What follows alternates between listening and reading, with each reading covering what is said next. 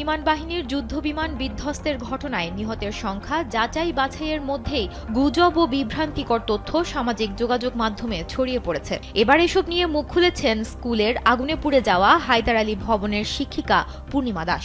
ঘটনার প্রত্যক্ষদর্শী এই শিক্ষিকা এই ঘটনা নিয়ে নিজের ফেসবুকে একটি পোস্ট দিয়েছেন। তার ফেসবুক পোস্টে তিনি গুজব ছড়াতে বারণ করেছেন। তিনি নিজেই আগুনের মধ্যে ক্লাস শেষ হলেও কিছু শিশু অভিভাবকের অপেক্ষায় স্কুলেই ছিল।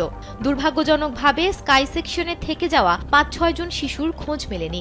ধারণা করা হচ্ছে তারা করিডোর বা সিঁড়িতে খেলা করছিল অথবা কাকতালীয়ভাবে সেখানে উপস্থিত ছিল। পূর্ণিমা দাস আরও উল্লেখ করেন, ক্লাউড সেকশন সবথেকে বেশি ক্ষতিগ্রস্ত হয়েছে, যেখানে শিক্ষক মাহরিন চৌধুরী ও মাসুকা শিক্ষার্থীদের বাঁচাতে গিয়ে প্রাণ হারিয়েছেন। গুরুতর আহত শিক্ষিকা মাহফুজা বর্তমানে লাইফ সাপোর্টে আছেন। পাশের ময়না সেকশনে কেউ মারা না গেলেও দোয়েল সেকশনের একজন শিক্ষার্থী মারা গেছেন। আহত আছে অনেকে। টিউবরোজ ও ওয়াটার লিলি সেকশনের সবাই নিরাপদে আছেন। পূর্ণিমা দাস নিশ্চিত করেন, দ্বিতীয় তলার 2টি শ্রেণীকক্ষ ও একটি টিচার্স রুম সম্পূর্ণ পুড়ে গেছে, যেখানে 10 থেকে 20 জন শিক্ষার্থী ছিল। তিনি জানান, বহু শিশুর শরীর পুড়ে ছাই হয়ে যাওয়ায় কিছু লাশ খুঁজে পাওয়া কঠিন হচ্ছে। সামাজিক মাধ্যমে লাশ গুম করার গুজবের তীব্র নিন্দা জানিয়ে তিনি বলেন, শিক্ষকরা রাজনীতিবিদ নন।